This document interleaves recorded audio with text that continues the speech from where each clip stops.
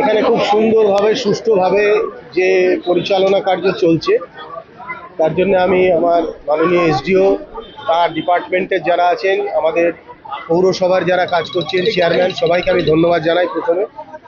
এবং মানুষ এখানে খুব শান্তিপূর্ণভাবে লাইন দিয়ে কাজ করছেন, তারা পাচ্ছেন, তাদের পুরো রেকর্ড করা হচ্ছে, যে কটা আমরা এখনো পর্যন্ত দিতে সক্ষম হয়েছি সেগুলো তাদের কাছে পৌঁছানোর ব্যবস্থা হচ্ছে।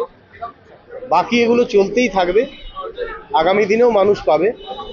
সুতরাং আমরা চেষ্টা করছি যাতে সরকার যে যোজনাগুলো এনেছে যেটা একদম গ্রাসরুট পর্যন্ত, মানুষের কাজ পর্যন্ত যায়। এবং যে যে ব্যবস্থা আমরা করতে বলেছি এখানে আমি দেখলাম সব ব্যবস্থাই সুষ্ঠুভাবে করা আছে। সকাল থেকে তো মানুষের লম্বা লাইন।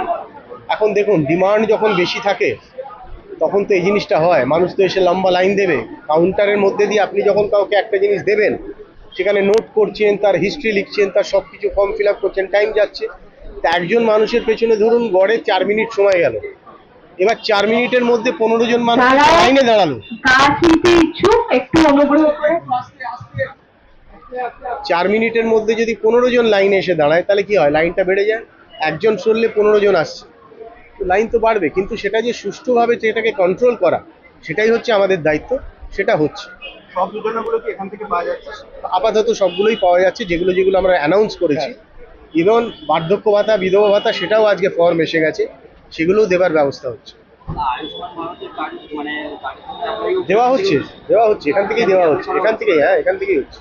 দেখা যাচ্ছে যে বলা হচ্ছে যে 70 বছরের উপর যারা তারাই শুধুমাত্র আয়ুষ্মান ভারত পশ্চিমবঙ্গের জন্য শুধু নয়, এটা সারা ভারতবর্ষে চলছে। কেন্দ্রীয় সরকার যে প্রকল্পটা অন্যান্য রাজ্যেও যেভাবে চালাচ্ছে, আজকে পশ্চিমবঙ্গেও সেভাবে চালাচ্ছে। সুতরাং যে ক্রাইটেরিয়া আগে ফিক্স করা ছিল সেটাই আছে। পরবর্তীকালে পশ্চিমবঙ্গের জন্য আমাদের মুখ্যমন্ত্রী আলাদাভাবে নিশ্চয়ই চিন্তা করবেন এবং সেটা আমরা জানাবো। বাংলা হান্টের আরও খবর দেখতে নজর রাখুন। বাংলা খবর মানেই বাংলা হান্ট।